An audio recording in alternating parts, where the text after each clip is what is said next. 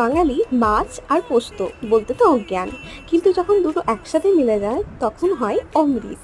নমস্কার, স্মৃতির রান্নাঘরে আপনাদেরকে সকলকে জানাই অনেক অনেক স্বাগত। আজকে আমি বানাতে চলেছি রুই পোস্ত। চলুন রেসিপিটা দেখে নিই। প্রথমে কড়াইয়ে তেল গরম করে মাছগুলো হালকা ভেজে নিয়েছি।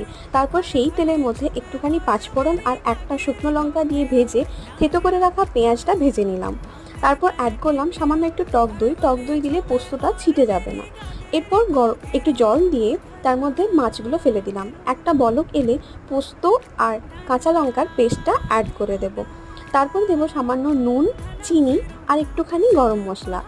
এরপর একটা বলক চলে এলে পোস্তটা গাঢ় গাঢ় হয়ে গেলে নামিয়ে নেব আর পরিবেশন করব গরম গরম ভাতের সাথে। তো অবশ্যই ট্রাই করবেন, আমাকে জানাবেন কীরকম লাগলো। লাইক, শেয়ার এবং আমার চ্যানেলকে অবশ্যই সাবস্ক্রাইব করবেন।